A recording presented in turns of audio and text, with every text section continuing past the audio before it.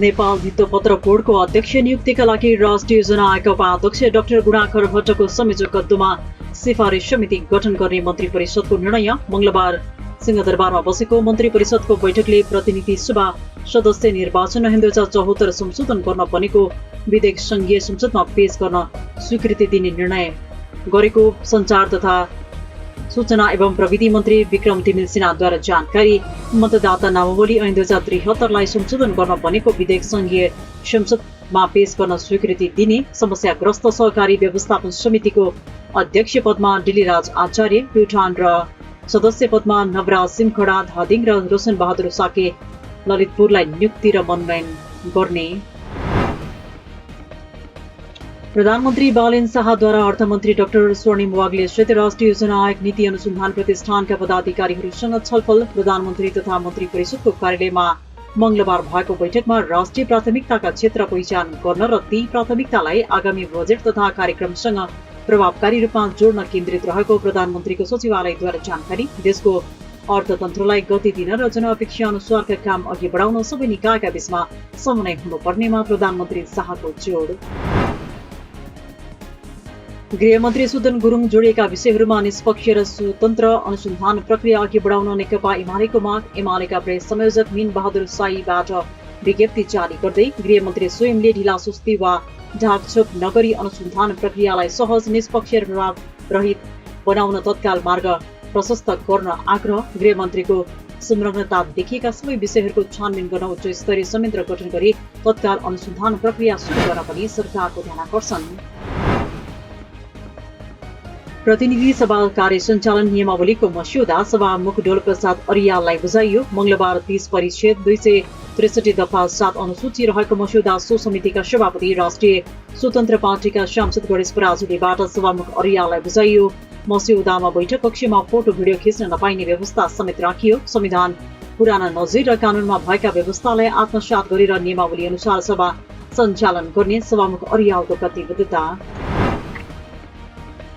सिंहदरबारमा निर्माणाधीन नयाँ संसद भवनको निर्माण कार्य अन्तिम चरणमा पुग्यो। असार मसान्तसम्म निर्माण कार्य सम्पन्न गर्ने गरी पछिल्लो समय तीव्रताका साथ काम भइरहेको शहरी विकास तथा वन निर्माण विभाग आयोजनाका प्रमुख रोशन श्रेष्ठद्वारा जानकारी। नयाँ संसद भवनको निर्माणको सिभिलतर्फ 93.5% र वित्तीय प्रगति 84% रहेको भनाई। आन्तरिक सजावटतर्फ यसअघि तयार गरेको डिजाइनलाई परिमार्जन गर्नु परेकाले केही ढिला भएको उल्लेख।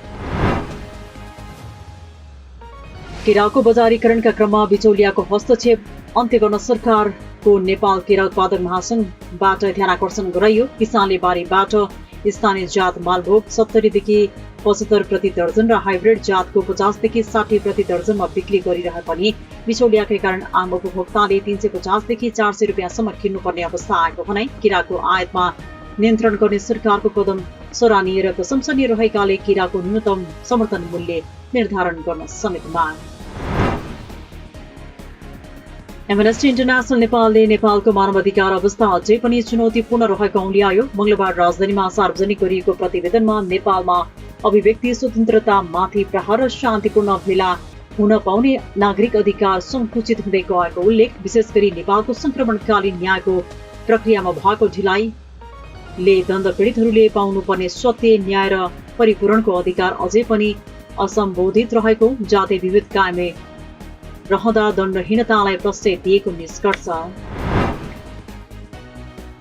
परराष्ट्र मन्त्री शिशिर खनालसँग नेपाल भ्रमणमा रहनुभएका अमेरिकी विदेश मन्त्रालयका दक्षिण तथा मध्य एसिया मामिला सम्बन्धी सहायक मन्त्री एसपल कपुरको शिष्टाचार भेटवार्ता। मन्त्रालयमा मंगलबार बिहान भएको भेटमा नेपाल अमेरिका द्विपक्षीय सम्बन्धलाई अझ सुदृढ बनाउने लगायतका विषयमा छलफल। व्यापार तथा लगानी क्षेत्रमा थप ध्यान केन्द्रित गर्दै सहकार्य विस्तार गर्ने विषयमा समेत कुराकानी भएको परराष्ट्र मन्त्रालयद्वारा जानकारी।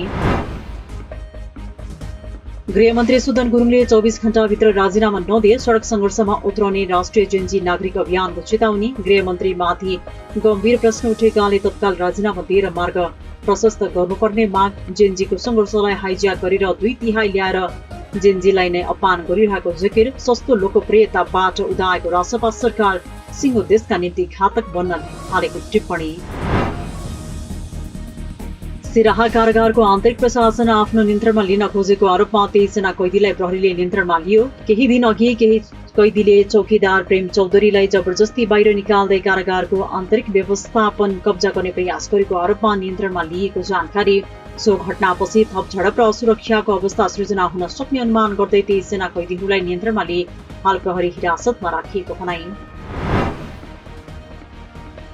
स्वास्थ्य तथा जनसङ्ख्या मन्त्रालयले सञ्चालन गरेको राष्ट्रिय भिटामिन ए कार्यक्रम अन्तर्गत करिब 23 लाख बालबालिकालाई भिटामिन ए क्याप्सुल खुवाइयो। वैशाख 6 र 7 गते सञ्चालन गरिएको राष्ट्रिय भिटामिन ए कार्यक्रम अन्तर्गत 21 लाख बालबालिकालाई जुकाको औषधि तथा 8 लाख बालबालिकालाई बालभिटा खुवाइएको मन्त्रालयका सूचना अधिकारी भक्त केसीद्वारा जानकारी।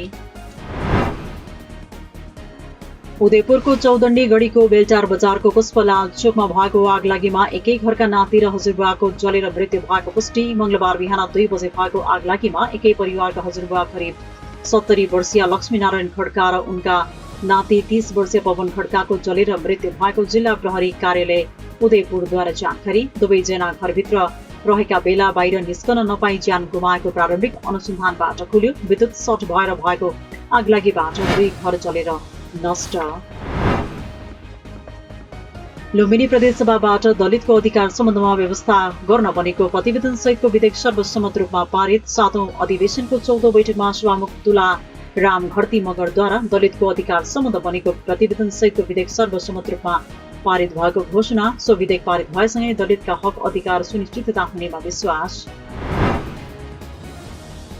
गृहमन्त्री सुदन गुरुङले मार्ग प्रशस्त गर्न उचित हुने श्रम संस्कृति पार्टीका अध्यक्ष हर्क साम्पाङको भनाई। सुशासन कायममा सरकारले काम गर्ने कोसिस गरिरहेकाले प्रतिक्रिया दिन हतार नगर्ने भन्दै सरकारले माग गरे बमोजिम आफ्नो पार्टीले 32 बुँदे सुझाव पत्र प्रस्तुत गरेको जानकारी।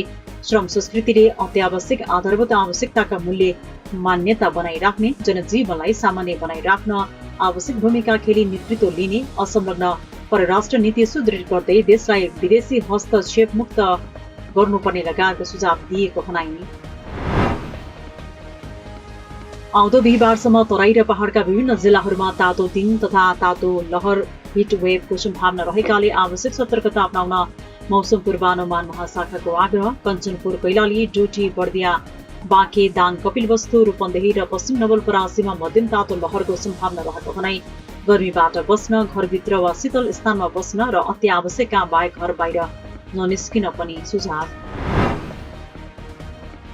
पूर्वाञ्चल विश्वविद्यालयको चौथो दीक्षान्तमा 6706 जना विद्यार्थी दीक्षित।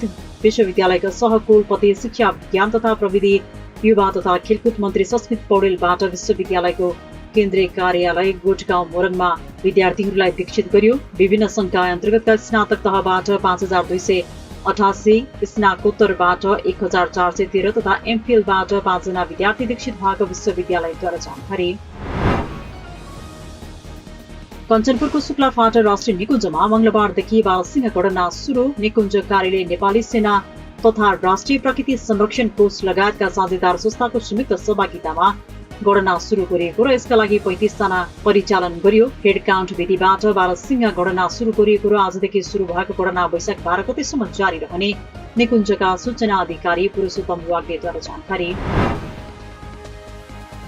अमेरिकासँग लडाईँ पुनः सुरु भएमा तेहरानले युद्धको मैदानमा नयाँ कार्डहरू तयार गरिरहेको इरानको प्रश्नोक्ति। अमेरिकी राष्ट्रपति डोनाल्ड ट्रम्पले वार्ताको टेबललाई आत्मसमर्पणमा बदल्न खोजेको इरानी संसदीय सभामुख मोहम्मद बागर गरिबाफको आरोप। बुधबार पाकिस्तानको इस्लामाबादमा अमेरिकी प्रतिनिधि मण्डलका बीचमा वार्ता हुने भने पनि अमेरिकी धम्कीका बीचमा हुने वार्ता नहुने गरिबाफको स्पष्टोक्ति। हर्मुजको जलडमर हुँदै सामान्य आवागमन खुला राखिनुपर्ने चिनिया राष्ट्रपति सी जिनपिङको भनाई।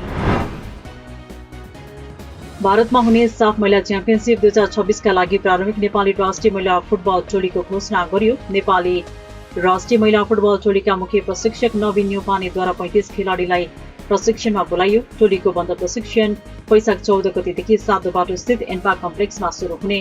यसपटकको साफ महिला च्याम्पियनशिप भने भारतको परतोडा स्टेडियममा जेठ 11 देखि जेठ 24 गतेसम्म आयोजना हुँदै।